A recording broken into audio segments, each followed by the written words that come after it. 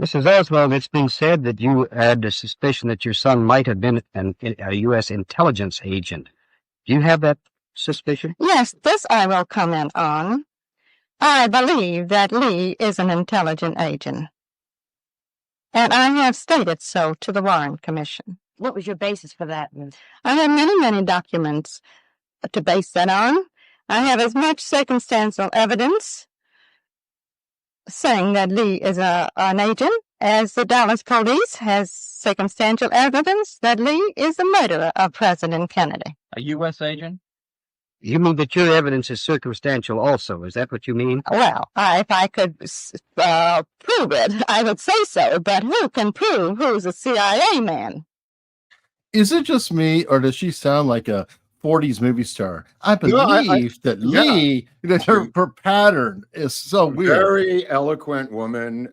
They try to malign her nonstop because she couldn't be bought. So they went in the other direction and tried to malign her, saying she was crazy. In fact, when she hears of the assassination, she calls up the Star Telegram in Fort Worth, where she lived, and says, "Can you send a reporter with a car?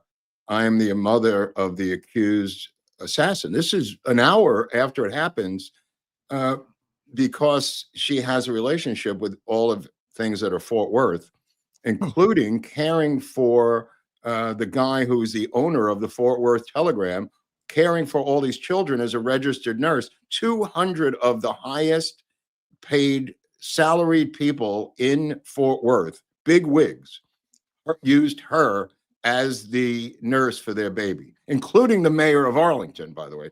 There's a lot of stuff people are going to be shocked to learn about Marguerite Oswald. She is not who you think she is. And there's a reason for that. She wouldn't cooperate with the Warren Commission. She wouldn't cooperate with the FBI. She wouldn't cooperate with anybody. So they set out to destroy her image and say she was crazy. In fact, there's a guy who picks her up at her house in Fort Worth to take her to the Dallas police station, and they send a reporter. The Star Telegram sends a reporter to pick her up and drive her to see her son in jail. And that reporter makes his bones, writes a book years later, and says she was totally deranged. This is made up by the reporter, and that reporter's name was Bob Schieffer from CBS Evening News. So, I mean, it's kind of weird. Like, when she's talking about here, this is on the eve of her testimony before the Warren Commission, 1964. We'll go back to her childhood and marriages in a second. I just want to address that video. She comes out and says that her son is an intelligence agent for the United States. And one second before we go back there. Oh, yeah. Right. This is 1961. I'm going to go back before the Warren Commission, January 1961. She has not heard from her son, Lee Harvey Oswald, who defects in 1959, for almost 2 years. So what does she do? She gets on a train and she goes to Washington, D.C. on her own. This is a single mom, 3 kids, gets on a train, goes to Washington, D.C., goes into a hotel, calls the White House and says, "I'd like to speak to President Kennedy." And they go, "He's in a conference right now. Could we give you someone else?" So she says, "Yeah, I'd like to speak to Dean Rusk, the Secretary of State." And she goes, the woman says, "Okay, I'll have someone call you back." So the guy calls her back, and his name is Eugene Boster. Eugene Boster is the head of the Soviet desk for our State Department. This guy, Eugene, a special officer in charge of Soviet affairs. If you look up this guy years later, I don't know if you found a photo of this guy. Here he is. This is a guy years later. He becomes the ambassador to Australia, the ambassador to all these different things. But at this point, in 1961, he is merely a guy who's special officer in charge of Soviet affairs. So I assume he's CIA, looks like a CIA guy, operates like a CIA guy. And she demands a meeting with this guy, and he brings two other guys with him. One is Edward Hickey, who is the deputy director of the passport office, and then a guy named Denman Stanfield, who is the officer of special consular services, like, in other words, embassy services around the world. So these three guys sit down the next day with Marguerite Oswald in 1961. And she says, I haven't heard from my son, and I believe he's working for you. And I'd like for you to find out where the F he is. And they go, what? And she turns over his birth certificate to them. And within 6 weeks, she gets 4 to 6 weeks, she gets a letter from the State Department with his name, his address, every single thing she demanded is turned over to her by the State Department almost immediately. All this inside information as to what he's doing, where he is, what his mailing address is. And this begins a series of letters and mailings by her to Minsk, back and forth for like another year and a half before he comes back. And he returns, and we'll pick up the story where that happens. But that particular event that you're seeing there, she is in conference with these State Department officials. And also in 1960-61, there is a famous memo, and it's a memo by J. Edgar Hoover.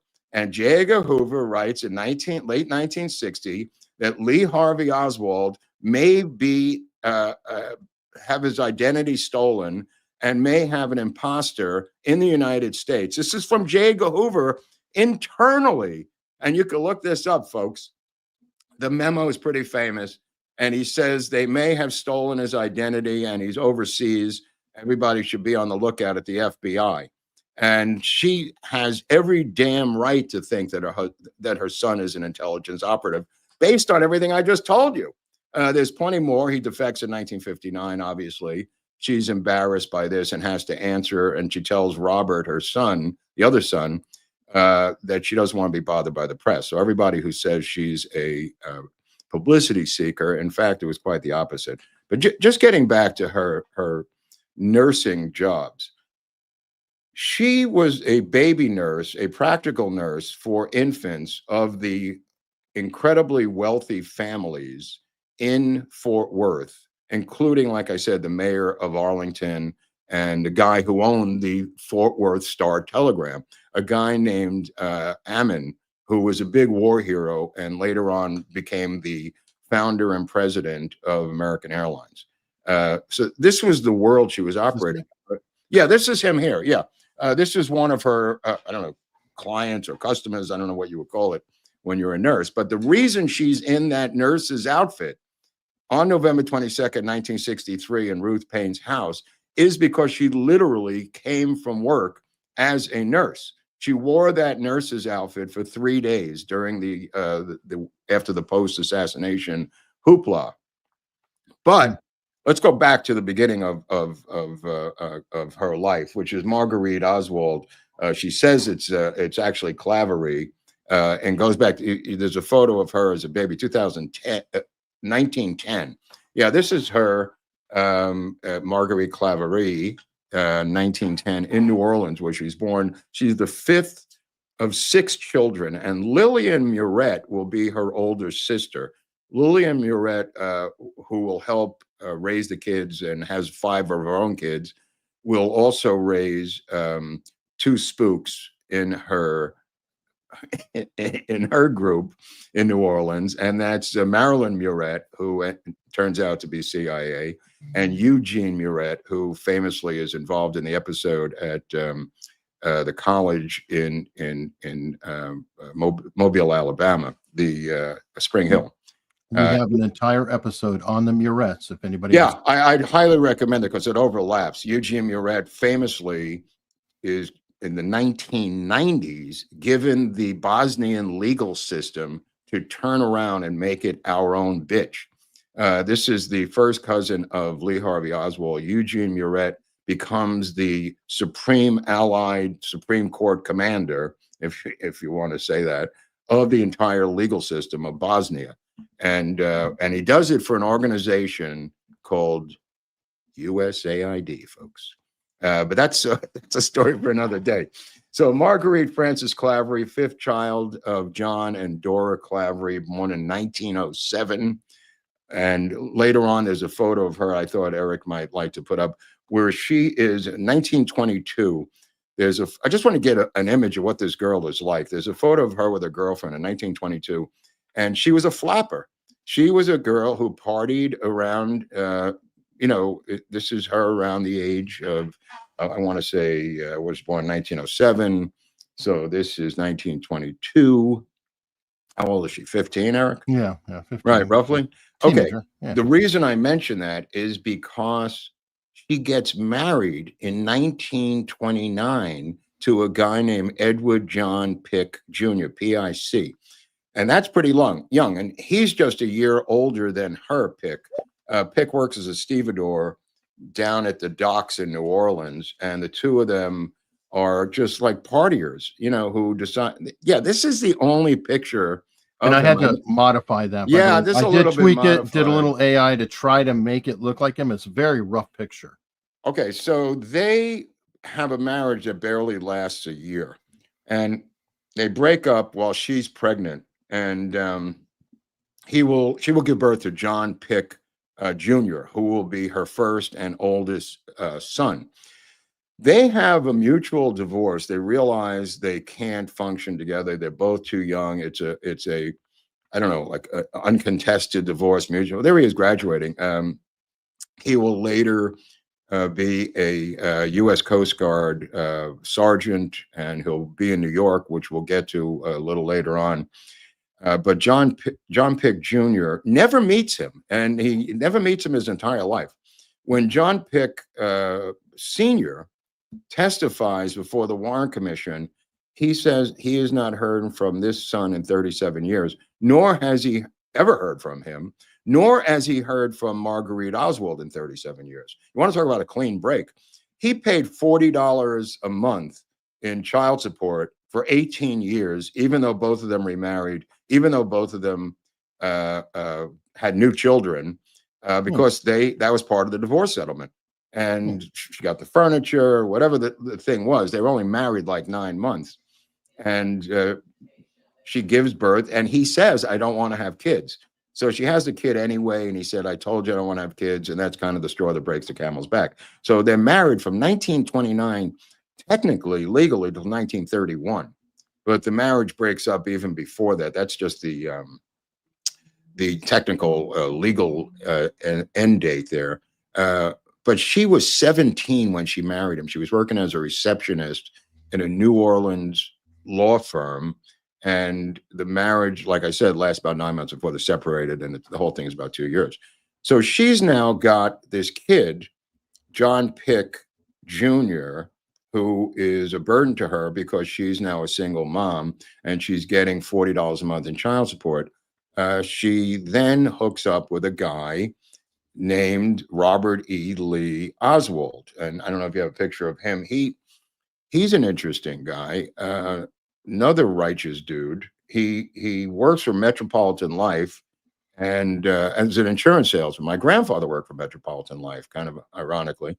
And I guess Metropolitan Life must have been in New Orleans too. So he's kind of a stable guy. And he has another kid with her named Robert, named after him, Robert E. Oswald, who will be Lee Oswald's brother. So Robert Oswald is born, and now she is pregnant with Lee Harvey Oswald. And this guy goes out, and John is born in 1932, but he goes out and he's mowing the lawn, and he feels a pain in his arm in front of their house. And she rubs his arm, gives him an aspirin, and calls the doctor. She's on the phone with the doctor, and he drops dead on the lawnmower. So she's pregnant. She's got two kids. Yeah, he drops dead right on the lawnmower. Oh, wow. Yeah. So he never saw Lee. And Lee never in his life. Right. And Lee doesn't have a father because of this. Pick has a father. He never met him. So you've got this dysfunctional mess. You've got the oldest kid who's never met his father, and you've got the middle kid, Robert, who's now lost his father. And then Lee, who's never met his father. So she puts them all into various homes, the Infant Jesus College School of Catholic Boarding. Here's the three of them. She sends them on John's 8th birthday. The two are sent to Infant Jesus College School, a Catholic boarding school in New Orleans. The baby's too young because they won't take care of the baby, but you have to pay like $20 a month as the mother to get rid of these kids. And they don't mind going there because it's stable, there's food, there's other kids. It's really not a bad scene for them. In fact, they like it there.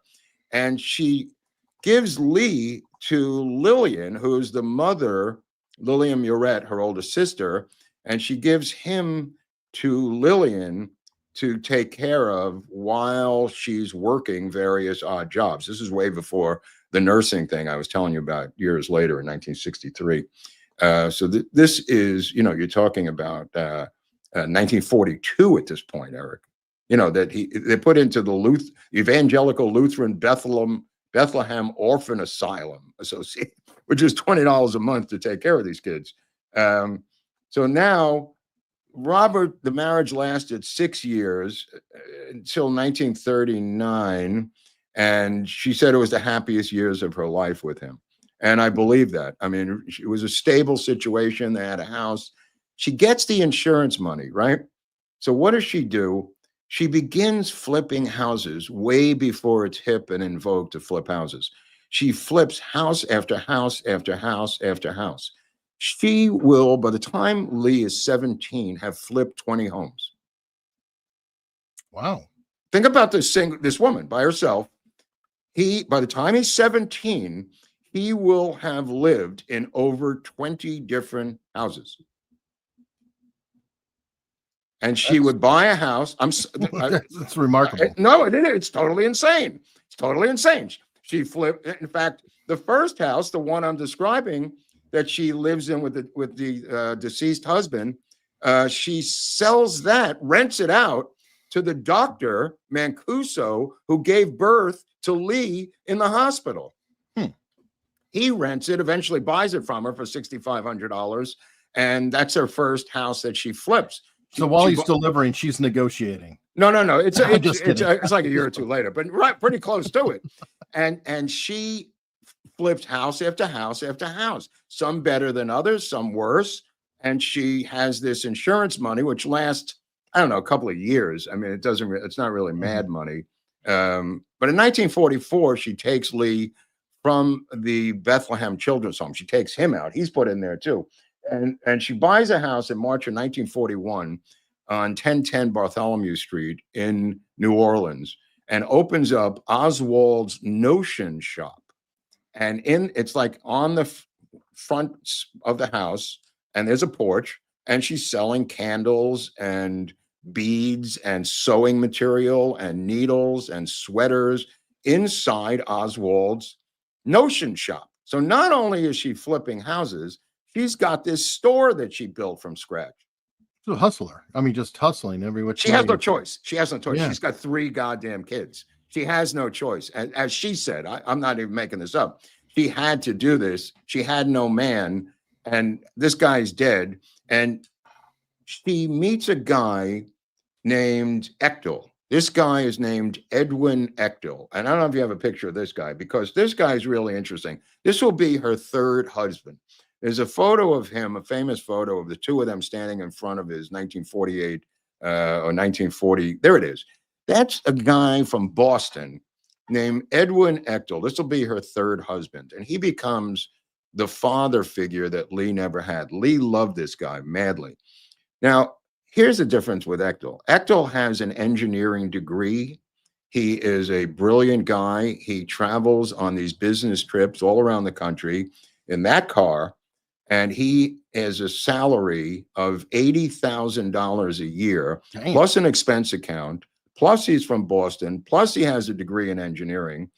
And she's renting a room to him, and that develops into a relationship. He's driving around the country for these different accounts. So he takes her and Lee all over the country. And I'm talking about Boston, New York, Arizona, Santa Fe, New Mexico. They stay in 5-star hotels, her, Lee, and him. The other kids are in military school now. They stay and eat in 4-star restaurants, 4 and 5-star restaurants, all over the country. And Echtel wants to get married to her, and she's wants him to marry her, and he's giving her $100 a month in spending money, which is quite a bit if you multiply it. This is them right in your backyard. This is in Tucson, Eric. This is in Tucson, bro. They traveled everywhere together and lived pretty large. And I'm not talking about they were Bonnie and Clyde. I mean, this was legit. You know, 80,000 a year is like no. Now Yeah, like he was making 100,000. He was making 10,000 a year. So okay. Okay. That's why I already did the math on it. Sorry. Yeah, so maybe it's 90. I don't know. It's 80 in 1950, Eric. He's making 10 in 1950. Is it 100,000? Yeah, but probably. I mean, it's quite a bit. And a full expense account. Yeah, it's comfortable, to say the least, especially, for her. And she gets used to living like this. So she wants to get married to him. He doesn't want to get married. He's dragging his heels, and but a couple of months, she gets wind that he may be cheating on her, that he may have another woman. He might be what's his name? Charles Kuralt from CBS News, who had multiple families. Sunday Morning with Charles Kuralt on the road in Tuscaloosa, Alabama. Anyway, so he had multiple families, and apparently this guy had different women that he dug and lived with, or whatever he did. I don't know. But what happens is Marguerite sends the 15-year-old John Pick and a couple of his friends to an apartment complex outside Fort Worth to deliver a phony telegram. So they knock on this door, and John Pick goes, "Telegram." And she goes, "Who is it?" And he goes, and a girl answers the door. Not opens it, but answers. And he says, "Telegram." And she goes, "Just slide it under the door." And he goes, "I'm sorry, ma'am. It has to be signed for." And he's with like 2 of his teenage friends, like from the local school. And she opens the door, and she's in a negligee, this woman. And in the background, you could see Edwin Echtel. So who rushes in? Marguerite Oswald, who set this whole thing up. She smacks him in the face and says, "I'm done with you, you piece of crap." And that was the end of their relationship. Wow. Yeah. And it broke Lee's heart because Lee really loved this guy. But the whole family, all 3 of them, understood that, it had to end because she got hint of it, but she really wanted proof. And it's kind of ingenious the way she pulled this spy episode off. Yeah, she just took out the private investigator. Right. Did it herself. Did it herself with her boys as her troops, her own boys. Although we had 2 other friends with him. It wasn't the other 2 boys. It was, Robert Oswald talked about this story, and it's been confirmed what happened. I mean, Pick will later join the Coast Guard, and then Robert will join the Marines. Robert becomes like the father figure of Lee because he's the older brother, and they have no father figure. So she has to bounce from place to place, flipping houses, staying in places, odd jobs, working at like Bert's shoe store and live in a 126 Exchange Alley. There's Robert there. She works at Martin's. Oh, this will be later. Yeah, when she goes into town. But this is kind of interesting. For some reason, I never understood this. He dies, by the way, in 1953. Echtel of a heart attack alone in his New York City apartment, having nothing to do with her. Just has another guy has a heart attack and dies. So that was kind of weird. The 2 of them have heart attacks and die. The first one's too young to keep it going. But she's working in 1955, and they worked at the same places sometimes, her and Lee. 1955, she's working at a shipping company as a clerk, and he's a messenger boy. She's working at a shoe store, and he's working as a runner. Like, she gets him jobs in the same place, and he's like 15, 16. I'm talking about Lee now. So all of a sudden, he's working at a place called Gerard Toujag. I think it's Toujagu or Touchagay. It's got a kind of a French Cajun pronunciation. And it is a shipping company on Canal Street. And this guy will testify before the Warren Commission, by the way, Gerard Toujagay, about his employment there. And the odd thing about Oswald's employment there as a teenager is he is a messenger. So the Warren Commission says, what did he message? Like, well, I don't know. You have a shipping company. It's in a building. It's in a building called the Salin Building. This is like 1956. And he's 2 years away from joining the Marines and splitting. So he will join the Marines within a year. And he wants to get into the Marines. So he's taking these odd jobs. He leaves school. He writes a phony letter saying, we're moving to San Diego, me and my mom, signs his mom's name so he doesn't have to go to school. But this is in Fort Worth, and this is in New Orleans. And so he is now in New Orleans. He does the same thing, and he gets these odd jobs because he wants to join the Marines. And he does. And he's going to in a year. So he doesn't want to waste his time going to school. He wants to earn some money and, give some to his mother. And he works at this place running documents. So the Warren Commission says, well, how many documents could you be running? And he says, well, we have shipping documents that have to go to the shipping companies, the ocean liners, we're a shipping company. And he says, we have to send some, secret documents to embassies. And the guy goes, what? And he says, yeah, sometimes we have to send documents to consulates because they're involved in the shipping. And so here is Lee Harvey Oswald, the age of 15 or 14, already handling top secret documents going to embassies in New Orleans from this shady, sketchy shipping company. I just found that to be interesting. Now is November 1955. He's making about $130 a month, Eric. Good money. It's not bad money, right? Yeah, for a kid. I mean, to give you a perspective, my dad, I think, made $60 a month in like 1960, 1961 in the Marines. Right.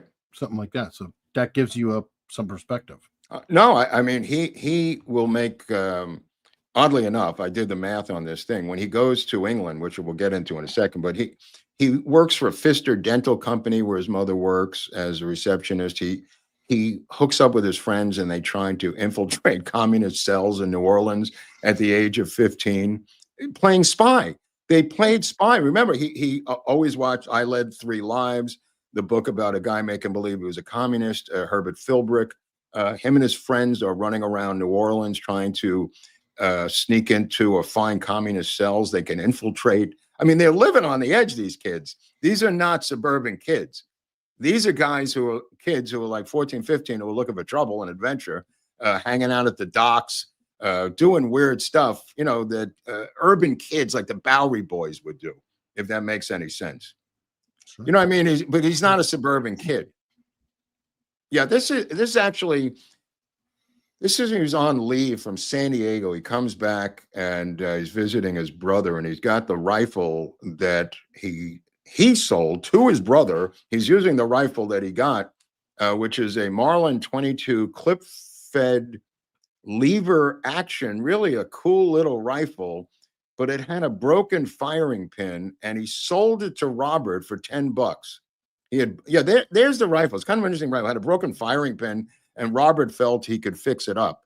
And then he is using that when he gets out of the Marines on leave for a couple of weeks, coming out of San Diego from Camp Pendleton. This is a really cute rifle. It's a 22. It's a Marlin, and it's got a lever action, and it's clip fed. I mean, man, I'd love to have that. It's got a little magazine, that's just interesting. Yeah, it's kind of cool. Anyway, so he goes hunting, and he shoots an animal that no one's ever seen in the world. And they don't know what the hell it is. Him, all of them, him, his brother, his uncle, they're at his brother-in-law's farm outside of Fort Worth somewhere. And he shoots an animal, and they all start to examine it, and it's a ring-tailed cat. And no one's ever seen a ring-tailed cat before, nor know what it is. And Lee shoots it and kills it. I don't know if you have a picture of this animal. It's real. There it is. This is what he shoots. And no one knows what that is. Nobody in the family, nobody there. No one's ever seen it. They're kind of like not in that area, but this is what he killed. This is the Los Padres National Forest near me. But look at that weird thing. It's just supposedly in the cat family. It kind of looks like it might be in the raccoon family or something. I don't know. First, I thought it was a Cuda Monday thing out of South America when I first read about it years ago. Kind of cute. They look kind of cute. Yeah, he shot that in February 1957. And then now, okay, so he's in the Marines and he meets a guy in the Marines. And I think we touched on this in other episodes. His name is Lieutenant John E. Donovan. And Donovan is in charge of his radar unit. This is out of Santa Ana, California, a little bit north of me. And this guy, Donovan, had gone to Georgetown School for Foreign Affairs, which meant that Donovan was a spook. And him and Donovan are able to have private discussions intellectually about all the different events going on around the world politically. Because none of the grunts could talk to him about this shit, Eric. You know what I mean? He's in his barracks studying Russian, and Donovan says, leave him alone. And Donovan's his first handler is a guy named Lieutenant John E. Donovan. And Donovan literally is the last guy in charge of him before he defects to Russia. And I believe, and I've always believed, and this is, I don't know if anybody's ever uncovered this, but I've always believed that Donovan was his first military handler. In fact, he'll be interviewed and deny anything, but he's got all the pedigree, Donovan does, of a deep state military intelligence operative. Let me put it that way. So he was O&I. Yeah, that's what I think he was. I think he was O&I. Anyway, he's able to talk to Oswald about all these different things late into the night. International politics of different countries. I mean, this is a kid who's 22. So he 1959 in September, he leaves New Orleans for Le Havre, France, and he lands. He takes the boat. It takes a bunch of weeks, because boats take 2.5 weeks, 18 days to get from New Orleans to northern France. So what do you do when you get to northern France? Well, you have to go to England, right? He goes to England. They said, how much do you have to declare? And he says $5,000, the equivalent of $5,000. So I did the math, and he makes $68 a month, right? He would have to have been a Marine for 11 years to save up every single penny he's ever earned as a Marine to get that $5,000. And it's impossible. And no one's ever addressed this in the Warren Commission or anywhere else, how and where he got that money. There's also the money of him coming back, the State Department paying for his return.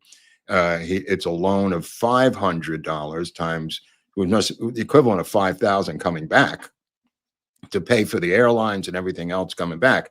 But going there, somehow this $5,000 is declared and it's in print at customs in England. And from there, he takes a plane to Helsinki. And in Helsinki, he stays at the Torni Hotel, which our friends in Finland let us know is not a Motel 6 where you leave the lights on, Hunley. So it is a Torni Hotel? It's called the Hotel Torni or Torni Hotel. It's been there. But it is Tony. It is Tony. It's definitely Tony. Tony. Anyway, right. Go on. Right. So from there, he goes to the Soviet consulate in Helsinki. And from there, he gets the visa, which is like a 20-day visa, to go by train to Moscow. Now he's at the Metropole Hotel in Moscow, also no rundown slouchy place. These are like the plaza of Moscow, Eric.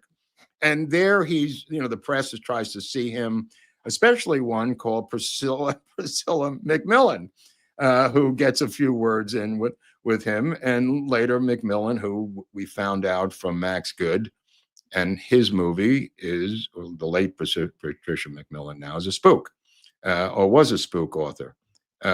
So he's then interviewed by a woman named Eileen Mosby from UPI, and he gives his story to her. His I hate the U.S., I'm a commie Marxist storyline to her. And this breaks in Fort Worth and in New Orleans. And this story now, the press are now calling his mother, Marguerite. That's why I was telling you the story, because she's now being inundated by people trying to find out what the deal is, because it's the front page of all the papers. So his brother is ducking the press, and yeah, there's Marguerite back then. It might be a little bit earlier. I don't It's have funny any. because he sends him a letter, Robert sends him a telegram, and he thinks, I better put in a phrase so he knows it's me, because it could be fraudulent. You know what I mean? Robert is thinking his brother may not answer because he doesn't know it's me. So he thinks of a phrase that only Lee would know and that he knows. You know what I mean? And it's a phrase that they only said to each other, and that's keep your nose clean. And he puts that in there, and Lee responds with a letter, knowing that it's his brother. But in 1960, like I said, June 3rd, 1960, Hoover will write the famous memo that there's an imposter in the United States. Now, we know that because the bill of lading, when they were buying all the Jeeps through Bannister and David Ferry, the signature on the sale of the Jeeps in New Orleans was Lee Harvey Oswald, and he wasn't there. He was in Minsk at the time. So we know that somebody forged his signature, and Hoover was hip to this. Yeah, and so Marguerite tells Robert to tell the press that she's under medical care and she doesn't want to see anybody, and she, doesn't see her son. He comes back, and they still duck her. All three boys. This is kind of weird, but I understand this. All three boys have problems with their mother, and this is a situation because they have no father. She's got to play a dual role, and a lot of times with boys, that'll breed resentment. If you go past the age of 13, I know it did with me. You could have a stepfather, you could have no father, whatever it is. Discipline for a male at the age of 13 and above by a mother leads to friction. And that's what happened with these three boys, because she had to discipline them at the age of 13. Up until 12 or 13, everything's groovy. But when each one of them turns 13, 14, 15, the two boys are put into a military academy, and they love it in there because they both wrote they had male discipline, and they needed that and craved it, and they were happy to be in the military academy, and it turns out to be successful for them. This is Beauregard High School, and that's an old photo of it, but Oswald will go there. It's a junior high at that point in New Orleans. He will go to that school. He'll then move to Fort Worth with her, and he'll go to a school in Arlington. Like I said, over 20 places by the time he's 17, Eric. Now, is part of the over 20 places, and I didn't want to interrupt your flow, the fact that she was flipping houses? Yes. So literally, you live in one house, they flip it, then it's another house, which makes a whole lot more sense and is a lot less abusive. Yeah, she's not on welfare. She's not on unemployment. She's working these jobs and flipping the houses. And these brothers are all resentful of her because of the instability of, and I don't blame them either. Well, yeah, because they go to one school, absolutely, meet some friends, and then now that she picks up a house on the other side of town, it's another school or whatever. Right. Happened all the time. 3 schools in 1 year. I mean, she didn't even care about that because she was desperate to put food on the table. I mean, it is what it is. I mean, she's such a tough woman. And she's so strong, and the Warren Commission runs head on into her when her testimony lasts 3 days. I mean, it's fascinating to read because she is not intimidated by anybody. It's just shocking. I mean, it's kind of like if it happened today, you would just go, okay, she's MAGA, she's Boebert. It almost reads like it's Boebert being questioned by the Warren Commission. I mean, she will not buckle to any of their questions. So Oswald comes back, and he's got the baby now, and he's got the wife, and he moves in with Robert on Davenport Street, which I think was explained in the Robert Oswald episode. He lives in Fort Worth, and his mother is not, calls up Robert, wants to come over. They really don't want to see her, is the point I'm trying to make here. But she comes over, and he doesn't even get a moment's rest. He goes out to look for work, Lee Harvey Oswald, the day after he gets back from the Soviet Union. Not even 2 weeks of crashing at his brother's pad. And his mother says that to the Warren Commission, that he has a baby, and he goes out looking for work the next day. And not a moment's peace. And then he goes to the transcriber. She gives him $10 because he's trying to transcribe his diary into a book. I don't know if we've covered that in some other episodes that we've done. I think Robert Oswald. Maybe in the Robert Oswald episode, but he's staying with them. It's about 2 to 3 weeks. Then he gets a place and she lives with them, and she gets this place. They move in with her, and she's taking care of the baby with Marina. And, you know, it's hard for her to talk to Marina because Marina doesn't speak much English, but she claims that Marina spoke and understood a lot more English than she ever let on to. She might understand it, probably with a thick accent, but probably knew or could understand it. She did. She did. And they are helping with this baby. Is this the place? I'm trying to. No, that's Clay Shaw's place that recently just sold, that place is where Clay Shaw was arrested. Somebody just bought that for less than $400,000. That's an incredible place in New Orleans, 1313 Dauphine Street. Sorry. But anyway, so she is living with the two of them are living with her. Lasts about 2 weeks before Lee wants to shoot himself in the head. You just can't take it. Imagine living with your mother. You got you've been in the Marines, Eric. You've got a wife from the Soviet Union. You've got a new baby, and your mother's driving you insane. So he goes to work. He gets a job, saves up as quickly as possible, and he calls his brother up and says, "You got to get over here. Let's move tomorrow morning." This is Friday. He gets paid.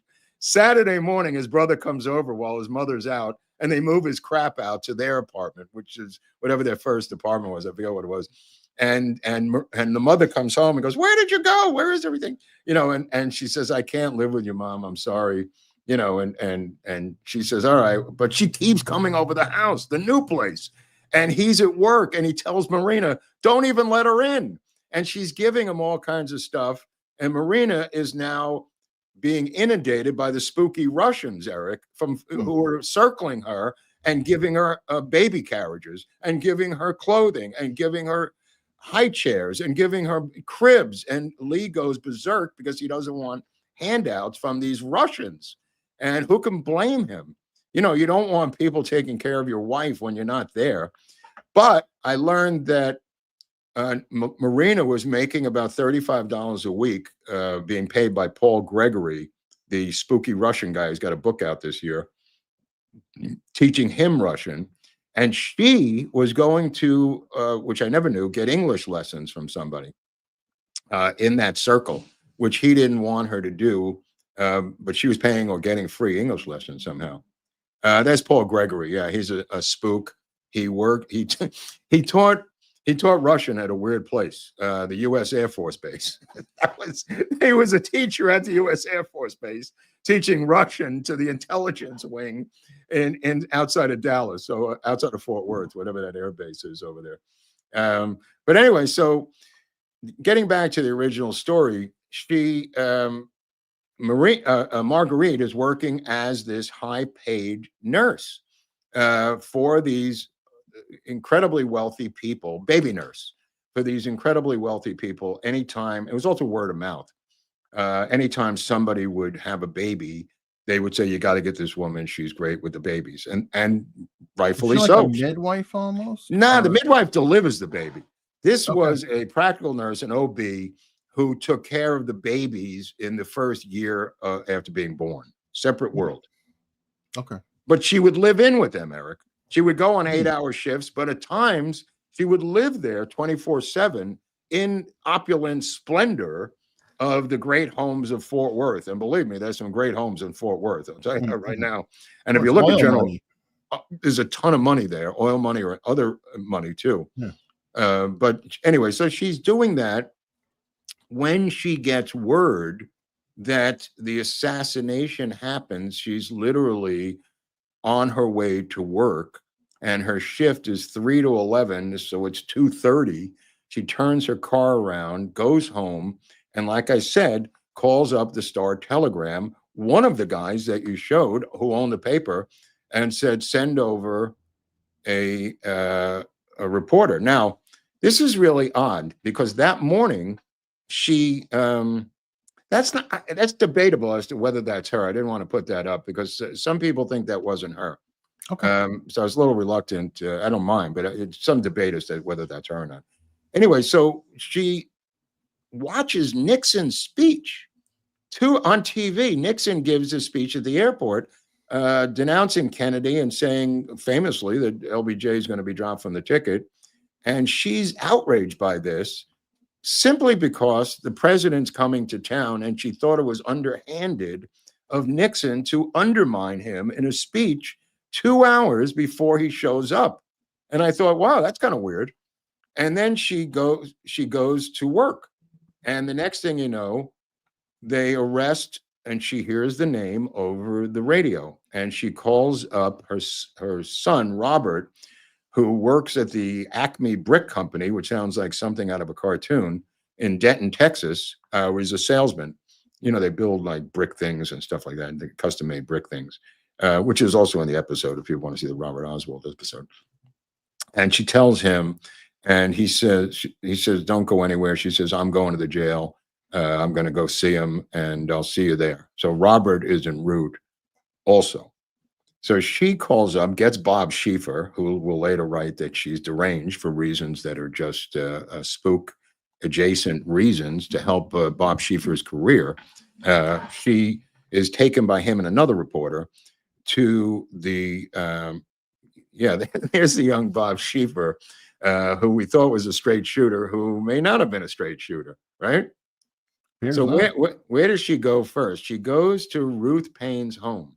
Now, she doesn't know Ruth Paine, and Ruth Paine invites her in, and Ruth Paine is telling her what Marina is saying, and Ruth Paine is saying she lives here with me, and you could stay here for the weekend. Also, you could sleep on the couch, which she does, and stays there the whole weekend. And she gets to the house.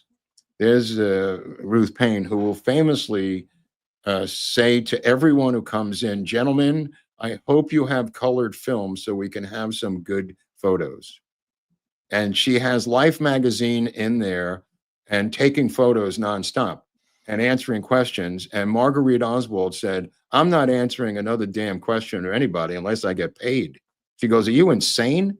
She says this to Ruth Paine. And this is Ruth Paine with the color photos, I guess. She says the babies are there, Marina's in there, and she starts taking care. She's never seen her granddaughter, by the way. This is the first time she's seen her new granddaughter. Awkward. It's very awkward. Marina's not, Ruth Paine's not very helpful. And Ruth Paine starts answering questions left and right and making up bullshit. That's why Marguerite loses it, because there's the three of them. It's a very famous photo. This is one by Life magazine. Life magazine got embedded in there and wouldn't come out until they offered to put her up at the Adolphus Hotel, and she turned them down until this thing got so crazy in here that she said, okay, get me out of here. I can't take it anymore. And that's where she meets Robert, comes to the Adolphus in town. So Ruth Paine starts explaining Oswald's life in Russia and how he saved up money to come back from Russia, and he couldn't get out of Russia until he saved up money. And Marguerite, knew that was a lie, because she knew that the State Department had loaned Lee money to come back, that this wasn't true. And this narrative was being put out by Ruth Paine. Keep in mind, this is the day of the assassination. And Marguerite Oswald said she didn't want to tell anybody about it because of the sensitive nature of the information that I just told you. Wow. She doesn't even want to say it, but here is Ruth Paine in spreading her own cock and bull story to the Life magazine reporters, and she loses her shit and says, I'm not giving you a story until you buy my rights. Now, who's going to say that in 1963? Holy cow. So the two reporters from the photographer gets on the phone to New York and says, we're not willing to buy your rights at this time, but we are willing to pay all your expenses and hotels and everything else. And she says, good, I'll take that. Let's get out of here. So and that's how she ends up out of there at the Adolphus Hotel. But before she leaves, Marina takes her in their bedroom, in her and Lee's bedroom in the house, goes into the closet where there are books and papers, and takes out a photograph. And it's a famous photograph of Lee with the gun and the Marxist newspapers. And she says to her, what should I do with this? She calls her, mama. She says, what should I do with this? And Marguerite said, put it back in the book and just leave it there. where she had taken it out. She wanted to give it to Marguerite to destroy this photo because she felt it was incriminating. You know, the famous photo. So the next day, when they're at the jail waiting to see her son, and Marina's with her with the baby, they're waiting to see Lee in jail. Marina takes off her shoe and shows her the photo is folded up in her shoe, and she tries to give it to her again. And I for the life of me, can't figure out whether this was a setup or she really wanted to help Lee. It's kind of an interesting thing. It's a little factoid that's lost in history, but not this history, not America's Untold Stories. So she won't accept it, tells her, put her shoe back on and forget about it. And Robert shows up, and when Marguerite shows up, driven by Bob Schieffer, she avoids the Dallas police. And she said, I refuse to talk to the Dallas police because they're corrupt. She won't do it. She says, I'll only talk to federal agents of the FBI from Washington, D.C. So these two agents come up to her, and they're both named Brown. And you wonder, how could they both be named Brown? Well, they were the Brown brothers. They were two FBI agents in Dallas named Brown, which is kind of an oddity, but nevertheless true. So she says, I don't even want to speak to you. And they said, why not? And she tells them the story I just told you about the State Department paying for her son to come back from Russia. And she said, I don't know if this is something you want out there or not. And she said, there's other information I have, and I will only talk to FBI people from DC about what I know. And because she's literally saying, I don't want to damage the country by releasing this information. She literally tells them that, which I thought was fascinating, Eric.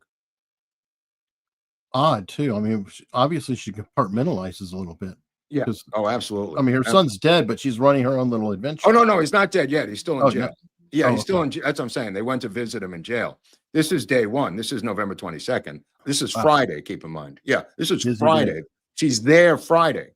This is Friday at 3 o'clock in the afternoon, day one of the assassination. And he's in jail, and they're visiting him in jail on Friday. Robert shows up. Robert doesn't get a pass. The two of them get passes by the FBI, passes to go see him. And they're in the police station, the police building where he's being held. It was the courthouse. So she talks to Ruth Payne before she goes over there, and she says, I'd like my son to get an attorney.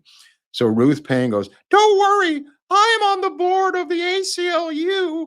He'll have the best attorney there is. She lies to her, never gets her an attorney, and says that she is a member of the ACLU, literally tells his mom that she's going to take care of it, a complete bullshit story. And then she says, Marina has a home here anytime she wants. There's nothing to worry about. She can live with me forever if she wants to after this whole process is through. And Marguerite just smells a rat. Robert smelled a rat. He met Michael Payne, and he just said this guy was the most despicable guy he ever met, because he will meet with his brother, and Lee will say, my friends will take care of her, don't worry. And Robert says, I've met some of your friends, meaning Michael Payne. And keep in mind, Robert is a straight shooter, ex-Marine. This is not a flaky dude. There's Michael Payne, not exactly the most honest looking, heroic American soldier type that you would want to meet, especially from back east. These are all Texans. One thing you could say about Marguerite Oswald is she is, even though born in New Orleans, she is a woman of the South, going Fort Worth to New Orleans most of her life. Mm-hmm. This is a Southern woman. So I just want to get back to 1952. We're just going to jump back to 1952 because they get into Marguerite Oswald's car, and they drive to New York. Now, why do they drive to New York in 1952 in the summer? She wants to see her new grandchild from John Pick and his wife, Furman, who live on East 92nd Street, at the end of East 92nd Street. They're house sitting for her mother, and her mother went to Virginia for the summer. They're house sitting in a great apartment on East 92nd Street near the river. I used to live on East 83rd and West End many, many years ago, and it's Yorkville. It's a Germantown, it's called. It's where a lot of German people live there, but super upscale. So they are, the couple and the new baby are living in her mother's apartment, the mother-in-law of John Pick. Now, John Pick is on leave from the Coast Guard, and he's there for the summer. So Marguerite takes Lee, drives from New Orleans to the Upper East Side of Manhattan, and there moves in with the mother, the father, who's her son, the new baby, and her 13-year-old rambunctious teen, Lee Harvey Oswald, who's carrying a switchblade because he's 13, right?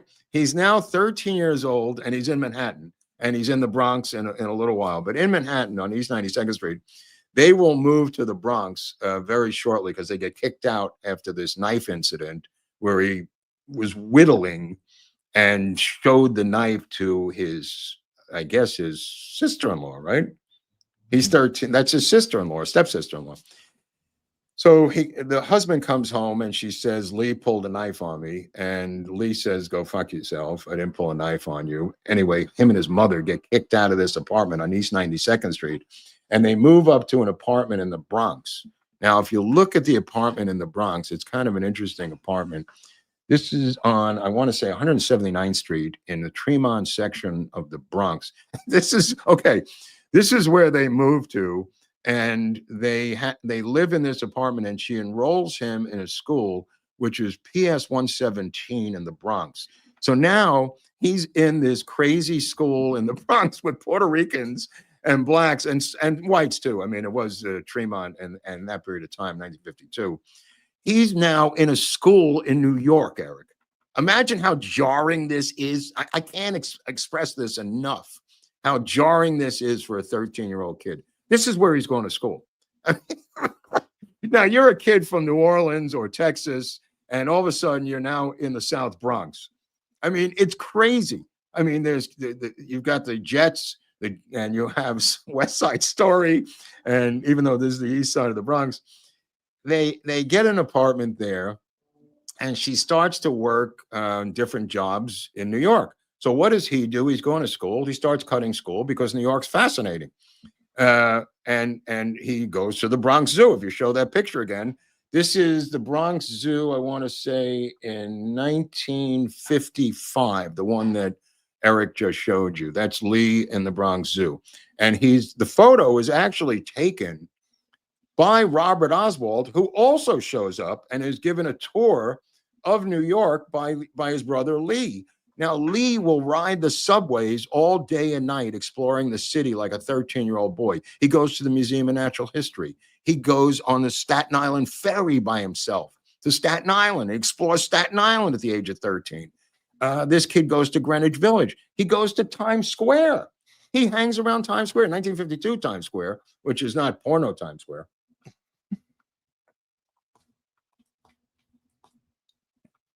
Okay, so he cuts, I got 60 days of school. I think he cuts 40.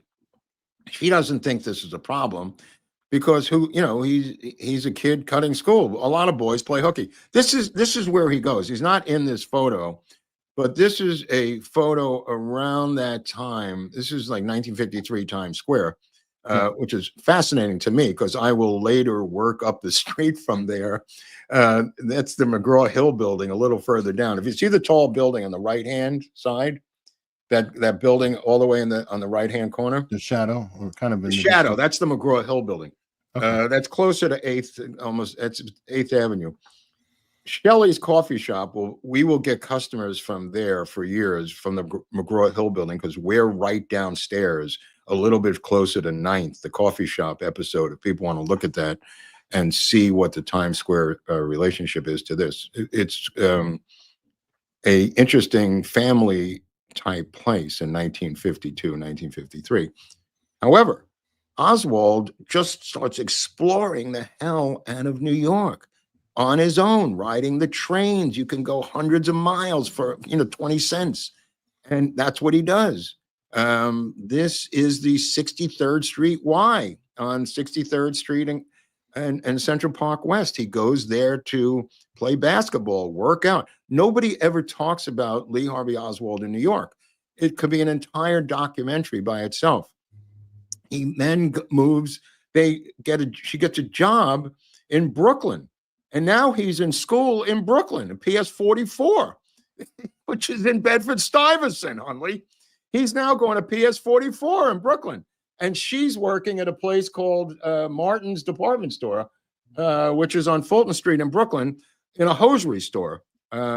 This guy shows up all of a sudden. This is 1959, April 24th. This guy shows up to feed some elephants. And oddly enough, he misses Lee Harvey Oswald. That's Fidel Castro, by the way, who will later come into play in the Kennedy assassination storyline 4 years later. That's kind of weird.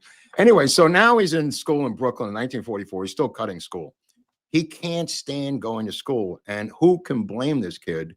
He's completely out of sorts, coming from Texas and New Orleans. They're mocking him for his Southern accent. He's wearing Levi jeans. He doesn't have much money. His mother is working. There's nobody at home. He watches the I Led 3 Lives whenever he can. And now he's running around Brooklyn. I mean, it's just crazy. This whole wing, this whole sideline adventure that Oswald goes on in New York should be a documentary called Oswald in New York. So what happens? He's cutting school. They have truancy laws. They have truant officers who are ex-New York City cops. Al Gonzalez, in a perfect world, could have been a truant officer, but he chose to work for New York City police.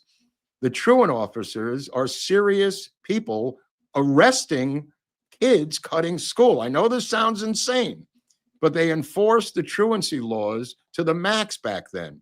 They find him, drag him into court, and he is arrested by a truant officer. Seems like a good, what does it say here? Although this might be tied to it. It's a school report, PB 611. Oh yeah, I have tons of documentation. Well, I'll put them up on Locals of all their reports. In the first week alone, he is sent to a place called Youth House, and it's down on the Lower East Side. He is sent to a bad teen reform school on the Lower East Side, where people are smoking and doing drugs. They're already doing heroin. 1952, his mother comes to visit him. They make her open up all her packaging, including her gum, to see that she's not smuggling in drugs. I mean, think about that in 1952 in the Lower East Side of Manhattan. He's in there and he's going, "Get me out of here." Yeah. And she says, "I'll get you out of here. Don't worry." Meanwhile, he submits to a psychiatrist, a psychologist, a social worker, a officer of the court. He is interrogated and put through school there simultaneously by every single social service that New York City had in 1952. And they decide to send him to a bad teens camp, like in upstate New York, like he's going to be taken away from his mother. They all write documentation. I don't know if this is Caro being interviewed. Caro will testify. Yeah, I found a video. Yeah, we got something. Go ahead.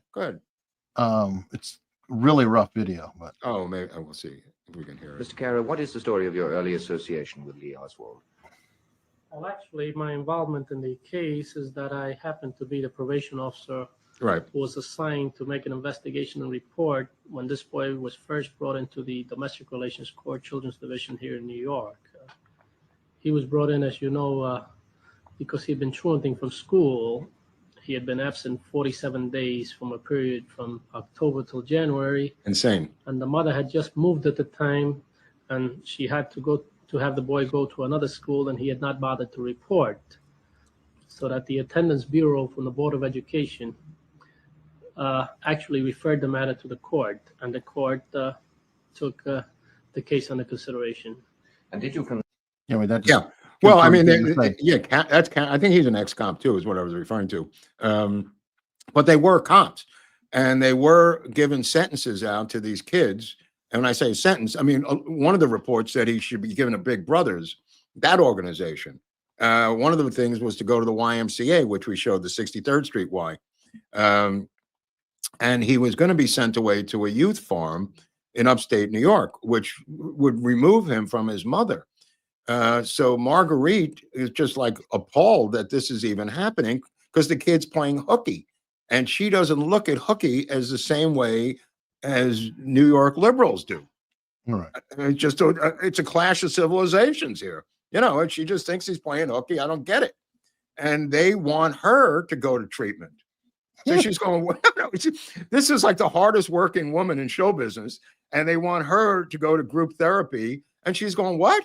I mean, she's completely shocked. Make a long story short, she grabs a kid, throws him in the car, and drives back to Texas, is where I was going with this story. And literally, he disappears from the New York City school system. And they write that apparently the mother took her kid and went home to New Orleans, and that case, and eventually back to Fort Worth. But what an adventure in New York. I mean, nobody ever talks about what he did there. He's interviewed by a guy named Relentless Hargotts. And this guy Hargotts, I just want to tell you about this guy. He's the psychiatrist who will later, Relentless Hargotts is a German psychiatrist who will later testify that Oswald was super dangerous and he will work with the deep state. This is him in the 1970s.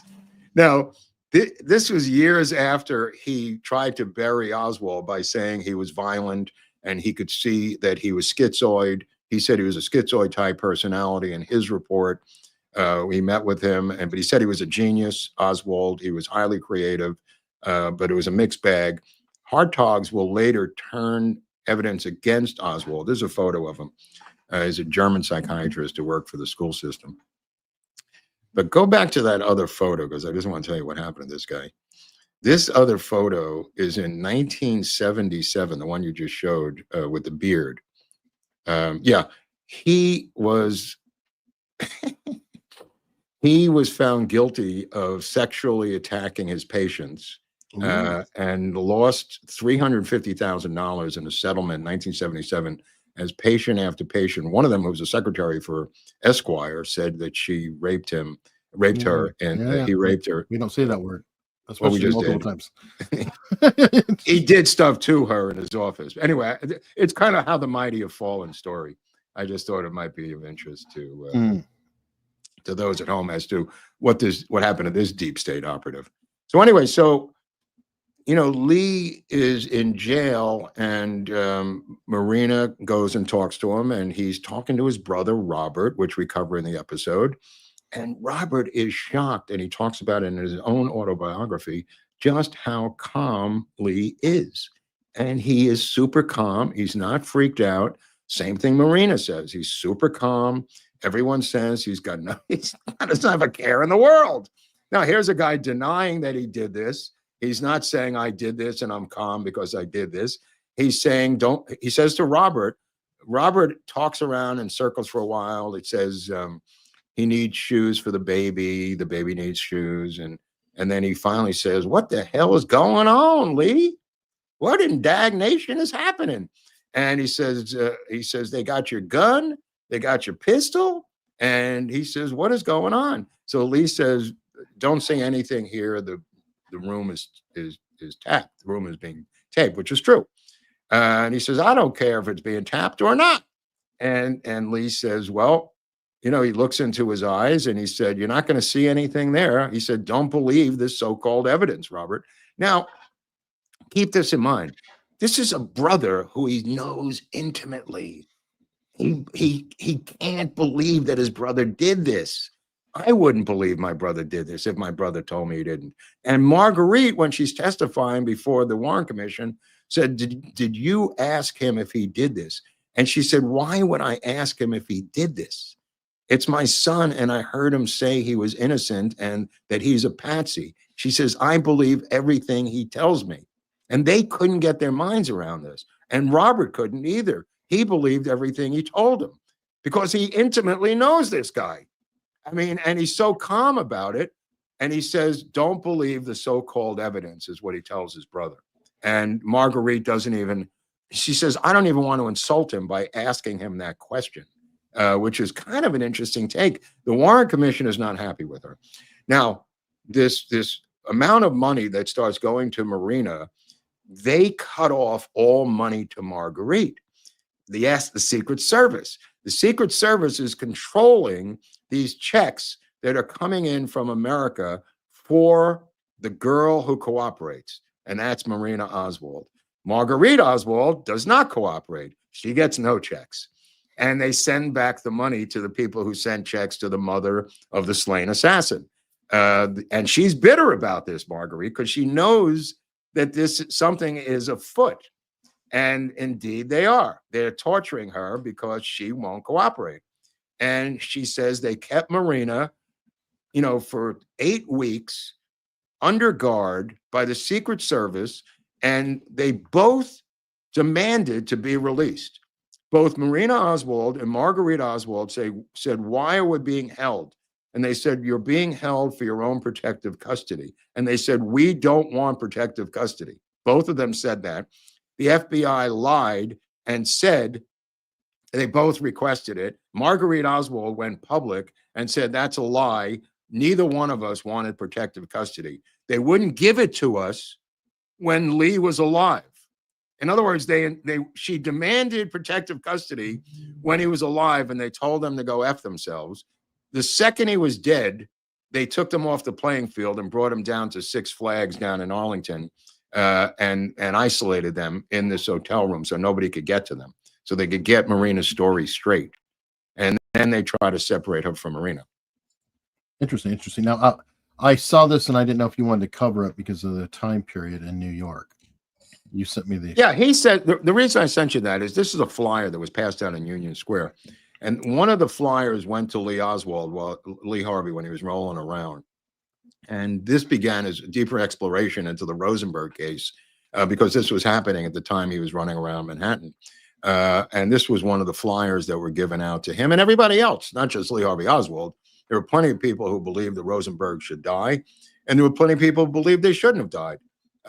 But that was what was happening at the same time. There's a statement by Oswald that he did receive that flyer when he was a teenager in New York, and also that he was trying to infiltrate communist cells as either a hobby or a profession. Now, so he maintained his hobby he started in New York, yes, and continued it elsewhere. Yes. Well, they started it in junior high school in New Orleans, and then he continued it in New York, playing spy in New York. And then when he came back, he meets up with this guy Donovan in Santa Ana in 1959 in the Marines, and next thing you know, he's defecting. Nothing happened. There was no incident. He didn't say go screw yourselves. It was pretty smooth sailing. Pretty precocious. Well, he's got a high IQ. He's reading books off the charts. He's isolating. He's introverted. He's a brainiac. You do the math. Wait, Bill O'Reilly said he was a rube. Oh, come on. We're talking the real thing here now. Okay, so Ruth Payne and Maria and Marguerite do not get along. And it's two, like, instead of alpha males, it's two like cat ladies or something. I don't know what the equivalent is with women, but they are not going along. And Marguerite, tells the Warren Commission, I went to the State Department. She tells them the whole story, and they're not happy to hear this. This is not good for the Warren Commission. She says, I also told Texas Congressman Jim Wright, about my son being an intelligence operative. Now, Jim Wright famously will be an underling of LBJ, part of his crime family, Jim Wright. So she says that she talked to him about her son being an operative back in 57, 58, or post 59, rather. Anyway, so after this testimony to the Warren Commission, this is in January 19. I just want to get into this a second because we're going to do Mark Lane next. So I just wanted to touch on this. She contacts Mark Lane, and Mark Lane says, I will represent you and your son, but if I find out your son is guilty, I'm not going to roll over. I'm going to say to the world that he's guilty. And she says, that's okay. This is her with Mark Lane. Mark Lane, famously a New York attorney who worked on JFK's election campaign. He was a New York State Assemblyman and for Greenwich Village or the Upper East Side. I forget what the district was. It may have stretched down. But then he became a private attorney working for all these different left-wing causes. But he gets hired by Marguerite Oswald, pro bono, of course, and he wants to represent her in the Warren Commission. And they don't want any part of this guy being in those hearings, Eric. And he says, can I just sit in here? And they went, no, you can't sit in here. And then he says, well, I represent Lee Harvey Oswald. And they said, Warren says he's not on trial here. This is not a trial. And she says, well, I recommend Marguerite Oswald. And they go, no, you don't. We just gave her this guy, Craig, and he's the head of the ACLU from Texas. And he went, he was a plant. He didn't do anything. He said like 2 words during the time that she was testifying over 3 days. I think he interrupted twice, but he was a plant. They just wanted to box out Mark Lane.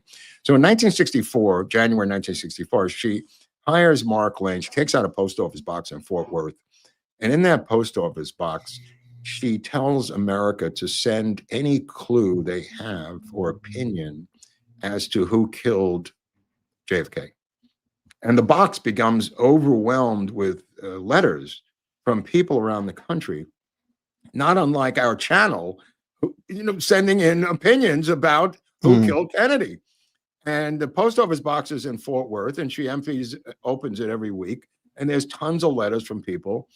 And one of the people, Mark Lane, comes out and famously makes Rush to Judgment. The book is out. He's making the film with Emilio D'Antonio in 1966.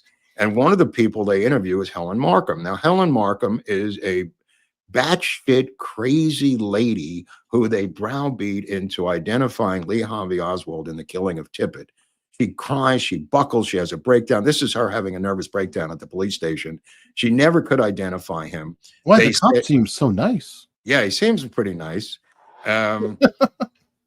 Markham did not want to be in this position, but they chose her and they worked her over until she literally had a mental breakdown and could never identify Oswald. And despite what the police said and the Warren Commission said, she never did. She said he was shorter, he was taller, he was this, he was that. She lied repeatedly.